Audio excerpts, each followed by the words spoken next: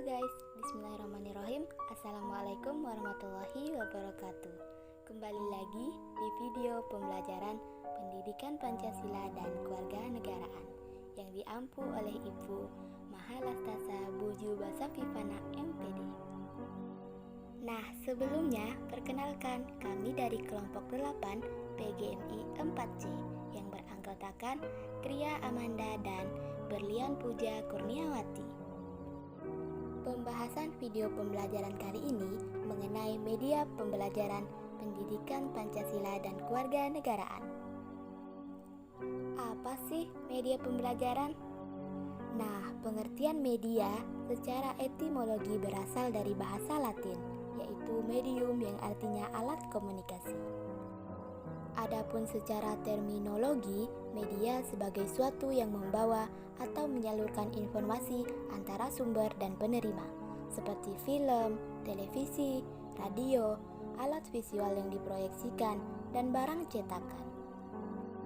Nah, adapun secara singkatnya, media pembelajaran adalah alat bantu yang digunakan dalam proses pembelajaran yang dimaksudkan untuk memudahkan, memperlancar komunikasi antara guru dan siswa, sehingga proses pembelajaran berlangsung dengan efektif dan berhasil dengan baik. Nah, kemudian apa-apa saja sih jenis-jenis dan ragam media pembelajaran? Nah, yang pertama yaitu media cetak.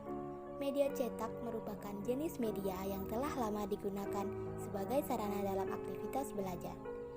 Media cetak juga dipandang sebagai jenis media yang relatif murah dan memiliki sifat yang sangat fleksibel bagi penggunanya.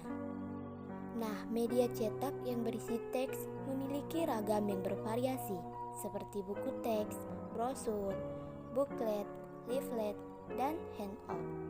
Siswa dapat memanfaatkan media cetak di mana saja, kapan saja, dan tanpa memerlukan adanya peralatan khusus. Lalu, ragam media pembelajaran yang kedua yaitu media pameran. Media pameran atau display, media digunakan sebagai sarana informasi dan pengetahuan yang menarik bagi penggunanya. Sama halnya seperti media cetak, jenis media pembelajaran ini juga bervariasi, mulai dari benda sesungguhnya yang disebut dengan istilah relia, sampai kepada benda tiruan yang berupa replika dan model. Nah, selanjutnya, ragam media pembelajaran yang ketiga yaitu media audio. Media audio merupakan jenis media yang efektif dan efisien untuk digunakan sesuai dengan tujuan pembelajaran yang ingin dicapai, yaitu melatih kemampuan penggunanya dalam mendengar informasi dan pengetahuan lisan secara komprehensif. Walaupun jenis media ini dapat digunakan untuk menyampaikan hampir semua jenis informasi dan pengetahuan, namun sejumlah ahli berpandangan bahwa media audio pada dasarnya sangat tepat untuk digunakan dalam pembelajaran tentang kemampuan berbahasa dan juga seni. Media audio ini terdiri dari piringan hitam, radio, dan lain sebagainya. Yang keempat yaitu media gambar bergerak. Gambar bergerak atau motion pictures merupakan jenis media yang mampu menayangkan gambar bergerak yang terintegrasi dengan unsur suara. Contoh jenis media ini yaitu media film dan audio. Kemudian yang kelima yaitu media multimedia. Multimedia merupakan produk dari kemajuan teknologi digital. Media ini mampu memberikan pengalaman belajar yang luas wawasan bagi penggunanya. Multimedia dapat menampilkan pesan dan pengetahuan dalam bentuk gabungan atau perpaduan antara beberapa format penayangan, seperti teks, audio, grafis, video, dan animasi secara serentak. Kemudian yang keenam yaitu media berbasis internet. Media berbasis internet menjadi media nomor 1 yang paling dinikmati oleh kaum pecinta teknologi, apalagi bagi anak abad ke-21. Media sosial salah satu untuk mencari informasi dan menyebarkan informasi seperti Facebook, Instagram, Twitter, dan lain-lain. Nah, yang ketujuh media grafis. Media grafis sebagai sarana pembelajaran bersifat fleksibel dan mudah untuk digunakan.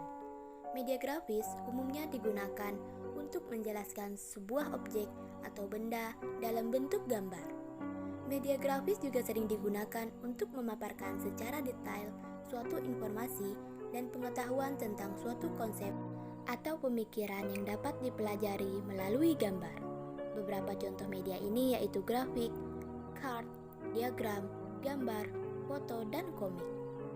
Kemudian media yang ke-8 yaitu media PowerPoint. PowerPoint termasuk media yang diproyeksikan. PowerPoint merupakan program aplikasi yang terdapat pada komputer maupun HP Android yang banyak digunakan untuk keperluan presentasi.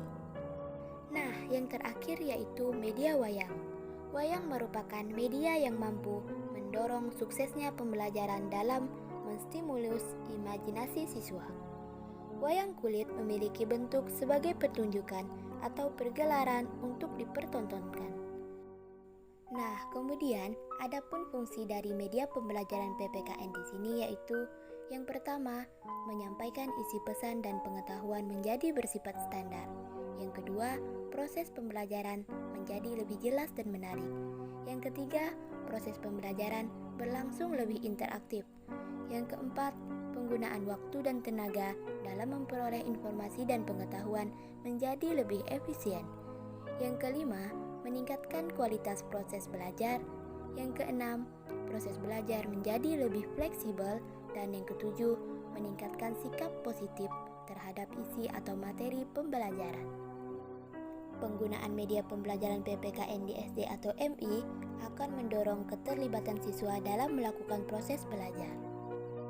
Keterlibatan siswa dalam melakukan proses belajar akan mendorong munculnya sikap positif terhadap isi atau materi pembelajaran PPKN.